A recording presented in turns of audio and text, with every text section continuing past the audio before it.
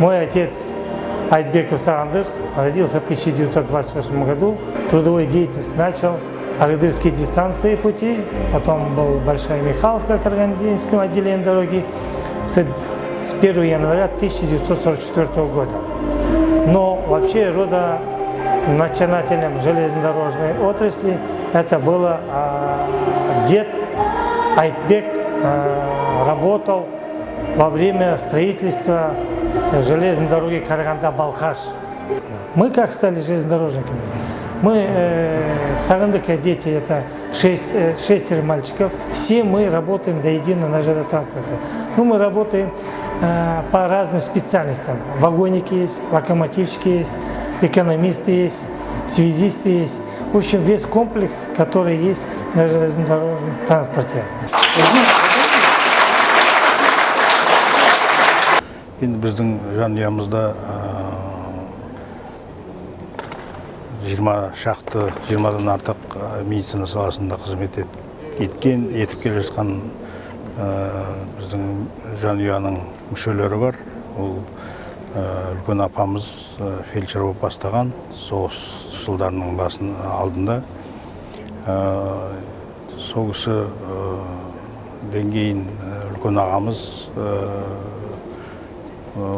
Семей мемлекеттік медицина институтын бітіріп, көп жылдар бойы дәрігер болып, хирург болып, одан кейін бас дәрігер болып қызмет жасаған.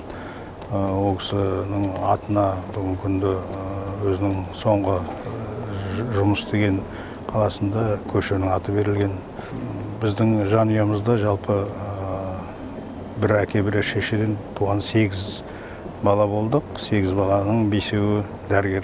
Немерелеріміз де дәрігер болам деп бүгінгі күнде айтып жатыр енді. Біздің әулетіміз ұстаздар әулеті. Біздің жалпы педагог өтіліміз 350 жылдан асады.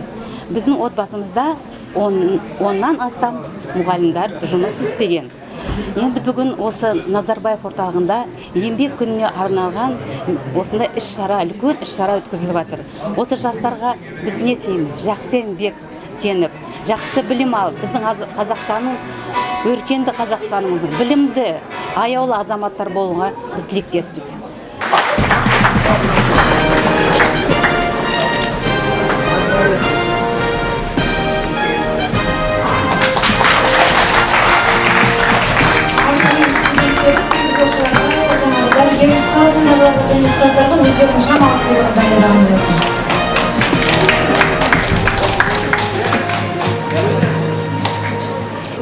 Жалпы бүгінгі өтіп жатқан еңбек әулеттері мерекесі өз орнымен өтті деп есептейміз. Әр 3 отбасыда медициналық саласында, теміржол саласында және ұстаздар саласындағы 3 әулетінде студенттерге, сол салада оқып жатқан студенттерге өте қызықты болды. Ол кісілердің өмір жолы және сол кісілерге қарап өздерінің ары қарайда сол мамандыққа деген қызығушылықтары молаяды деп ойлаймыз. Яғни өз мамандықтарын жайдан-жай оқып жатқан жоқ, белгілі бір мақсатқа жете біледі деп есептейміз. Студенттер өздерінің қойған сұрақтарына толыққанды жауап алды.